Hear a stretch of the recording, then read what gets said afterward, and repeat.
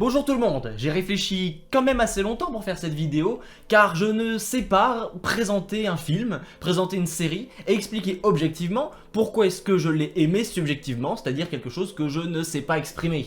Ça fait sûrement depuis l'épisode 4 de cette série que j'ai envie d'en parler, pour la faire connaître à mon entourage, et aussi à d'autres gens à ma petite échelle. Le fait est que cette série anglophone n'a pas eu beaucoup de prise sur nos contrées francophones, qui ont, même si c'est un petit cliché, tout de même quelques problèmes avec la langue de Shakespeare.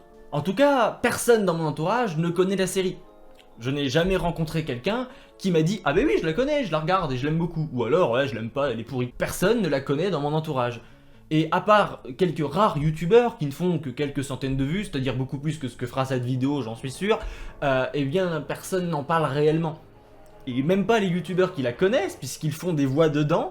Enfin ça, c'est sans compter sur le travail formidable de la communauté des traducteurs-doubleurs français, ou francophones du moins, qui ont déjà traduit des séries comme Has Been Hotel et Illuvia Boss, mais également Murder Drones, la série dont nous allons parler aujourd'hui.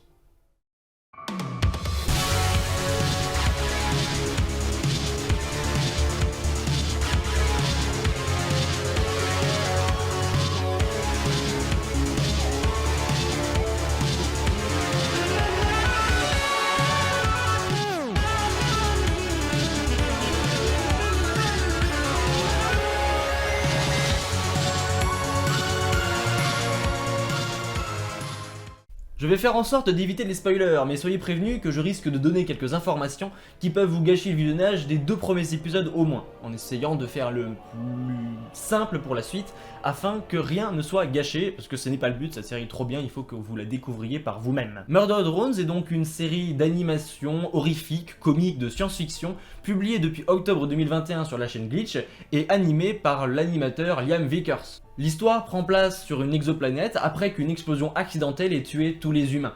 Les drone ouvriers qui travaillaient pour ces derniers se retrouvant seuls, ils décidèrent de fonder leur propre civilisation et prirent donc leur indépendance. Mais cela n'est pas du goût de l'entreprise qui les exploitait, J.C. Johnson dans l'espace, J.C. Johnson dans l'espace, qui décide d'envoyer une équipe de drones meurtriers, vous l'avez, c'est le titre de la série, afin de leur expliquer la vie. Nous suivons donc Uzi, une jeune drone mal intégrée, qui ne rêve que de tabasser du drone meurtrier. Malheureusement pour elle, son père, qui est également le chef des lieux, ne jure que par la doctrine Maginot. Enfin non, je veux dire par la doctrine 3 portes blindées infranchissables. En sortant avec la ferme intention de tester son nouveau Raygun, ce joli railgun de la mort qui tue. elle fera la rencontre de N, l'un des drones meurtriers. Un pitch assez classique mais franchement efficace, qui sera vite agrémenté de nouveaux secrets obscurs qui vous feront repenser toutes vos conceptions du monde. Non, cette série est juste dérangée, perso j'adore ça. Ah oui, et vous l'avez peut-être remarqué, mais ces robots ont des genres et des âges. En fait, on pourrait remplacer tous les robots par des humains, que ça ne changerait presque rien à leur écriture. La série est réalisée par l'animateur Liam Vickers, également youtubeur, proposant des courtes animations de comédie horrifique sur sa chaîne YouTube. Il est notamment connu pour sa série en animatique Internation Cube, que j'évoque ici car Murder Drone en est visiblement très inspiré, ne serait-ce qu'au point de vue visuel. Même si en réalité toutes ses productions antérieures ont quelques liens avec Murder Drones, notamment Cliffside, dont les visuels sont également très proches de ce que l'on peut trouver dans la série de Glitch. Elle est donc produite et publiée sur la chaîne YouTube Glitch, notamment connue pour d'autres séries animées telles que Sunset Paradise ou encore Meta Runner, une chaîne dirigée par les créateurs de SMG4, d'où le fait que l'on retrouve certains personnages sur les 2 chaînes. Comme beaucoup d'autres personnes, dans les commentaires, surtout des anglophones, j'ai été très salé lorsque Murder Drones a été annoncé, car cela venait de fait, même si ce n'était pas officiel, avec l'arrêt de la série du coup Internation Cube. En effet, j'adorais l'univers proposé avec des technologies biologico-mutantes cryptiques, et je pensais que, à cause de Murder Drones, Liam Vickers n'aurait pas la possibilité de continuer cela, même s'il avait officiellement dit qu'il ne chercherait jamais à aller beaucoup plus loin que des animatiques.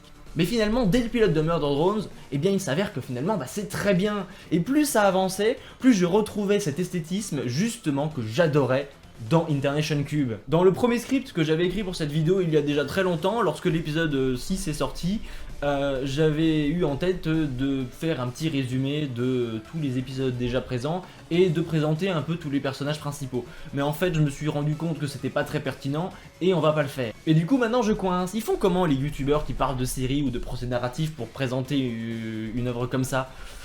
Je sais pas, ils parlent des personnages peut-être? Uzi est une ado rebelle élevée par son père qui ne semble pas comprendre ses problèmes émotionnels.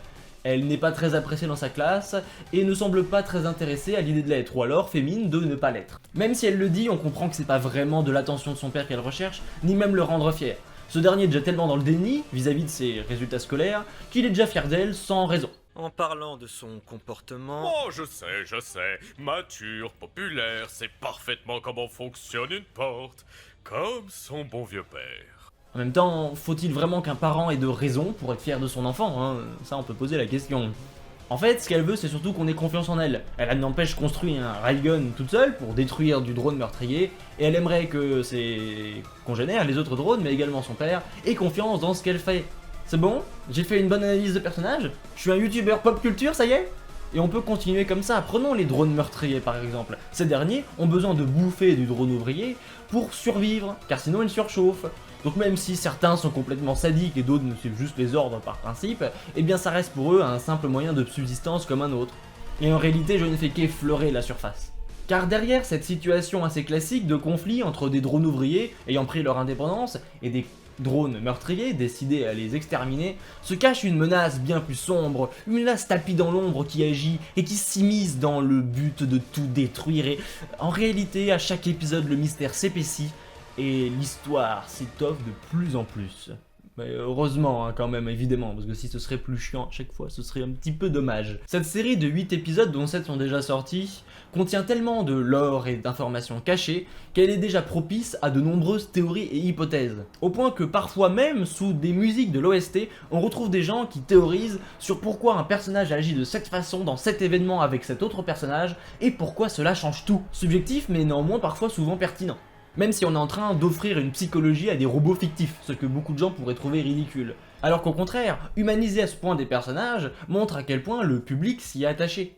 Cela montre également à quel point leurs caractères, sentiments, émotions et évolutions au fil des épisodes ont été si bien retranscrits que le public va les humaniser et même aller jusqu'à nous permettre de nous identifier à eux. Pour finir, on va parler d'animation. Mais vu que j'y connais absolument rien dans la technique, ça va juste être du pur visuel. La technique est en image de synthèse, classique chez Glitch qui a déjà fait ce genre de choses. Un peu moins pour Lem Vickers qui lui était surtout sur de la 2D. Mais bon, il a dû apprendre sur le tas et ça se ressent. Le premier épisode est convenable mais pas assez fluide. L'action est un petit peu lente parfois, même si ça reste largement très bien. Mais plus les épisodes avancent et surtout à partir de l'épisode 3, on arrive à quelque chose d'incroyable. Les actions sont bien gérées, le mouvement est parfait et même la lumière commence à devenir vraiment cool. Donc c'est sûr qu'avec le recul, l'épisode pilote semble un petit peu vieillot. Et encore ça va, il est très correct. Mais c'est une bonne nouvelle, ça signifie qu'en plus de l'histoire qui s'épaissit au fil du temps, l'animation devient de plus en plus qualitative. Et avec l'épisode 7, ils ont fait quelque chose de très lourd. En plus, vu qu'il n'y a que 8 épisodes, il n'y a pas le temps pour les fillers. L'histoire avance et elle le fait bien.